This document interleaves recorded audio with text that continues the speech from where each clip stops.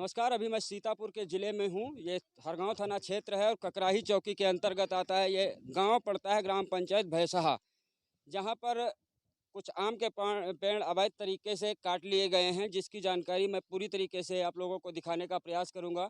और जो ये तस्वीरों में देख रहे हैं, पूरी तरीके से यहाँ पे 11 पेड़ आम के बताए जा रहे हैं और 2 पेड़ शीशम के बताए जा रहे हैं।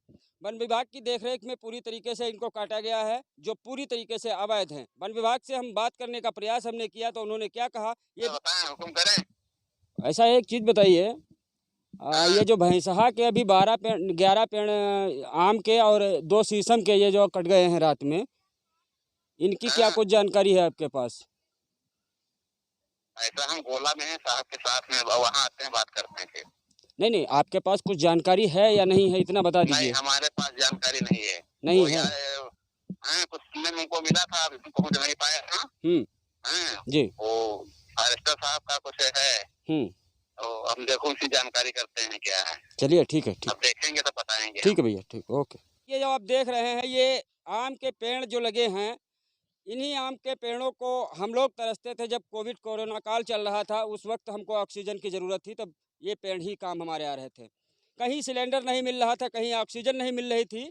उसी वक्त इन पेड़ों की हमें याद आई और इन पेड़ों को हम सुरक्षित रखने का प्रयास कर रहे थे। और सरकार के द्वारा करोड़ों पेड़ हर वर्ष लगाया जाता है। वहीं पर हरे भरे पेड़ों पर आरा भी चला दिया जाता है।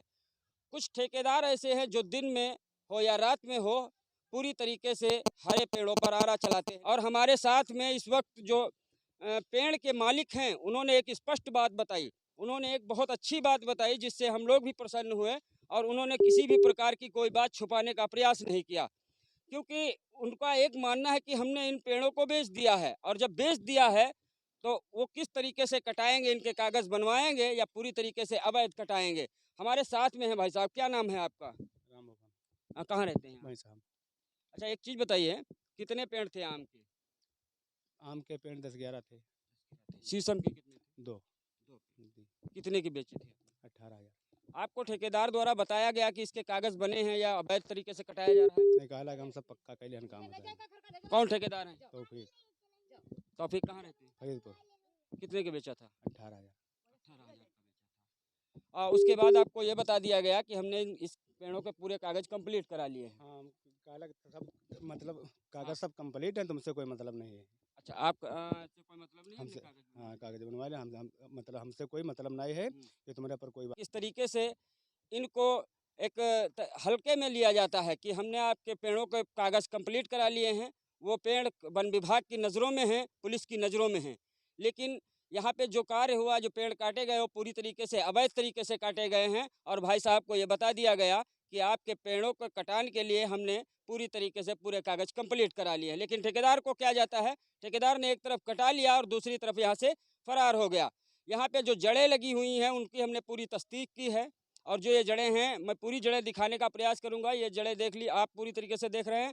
और इन जड़ों को लेकर के अब एक भारी प्रयास किया जा रहा है। ना करते हुए उन ठेकेदारों पर पूरी कार्रवाई होनी चाहिए और वन विभाग के उन अधिकारियों पर भी अवैध तरीके से कटाने के जुर्म में कार्रवाई होनी चाहिए, क्योंकि इस तरीके के वन विभाग के जो अधिकारी हैं, पूरी तरीके से मनमानी पर जुटे हुए हैं और हरे भरे पेड़ों पर आरा चलवाने का प्रयास कर रहे हैं। आरा उन्हीं के माध्यम से चलाया जाता है, क्योंकि उनका संरक्षण ठेकेदार को प्राप्त होता है। इस वजह से यहाँ हरे भरे पेड़ों के, आम के पेड़ों पर हो या शीशम के पेड़ों पर हो, आरे का एक प्रयोग किया जाता है और उनको दिन में या रात में काट लिया जाता है। अगर वन विभाग का संरक्षण ना होता तो इन पेड़ों पर आरा नहीं चलता और इनको गलत तरीके से एक संतुष्टिजनक बात नहीं कही जाती, क्योंकि हमने आपके पेड़ों के कागज़ बनवाए हैं। जब हमने बात किया अभी वन विभाग से, तो उन्होंने क्या कहा, मेरी जानकारी में नहीं है। नहीं है ना? नहीं है। हाँ। अब बताइए, जब उन्होंने पेड़ के कागज बनवाए तब वन विभाग को जानकारी क्यों नहीं है? जानकारी साहब जरूर हुई, लेकिन आपके सामने हमने फ़ोन पे बात किया तो उन्होंने बताया मेरी जानकारी में नहीं है ना?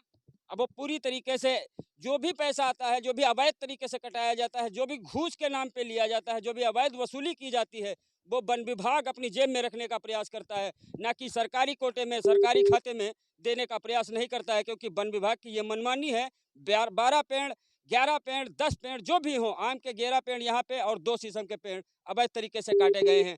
मैं पूरी तरीके से उच्च अधिकारियों से निवेदन करना चाहता हूं कि उन वन विभाग के अधिकारियों पर कड़ी से कड़ी कार्रवाई होनी चाहिए, जिन्होंने इन पेड़ों को अवैध तरीके से काटने का एक परमिशन दिया है और ठेकेदार को संरक्षण दिया है, तो इन पर कार्रवाई होनी ज़रूरी है। लेकिन इन भोले भाले लोगों पर कार्रवाई ना हो, क्योंकि इनको बताया गया कि हमने तुम्हारे पेड़ों के कागज़ कंप्लीट करा लिए हैं, तो यही बताया गया ना? हाँ साहब, यही बताया गया है।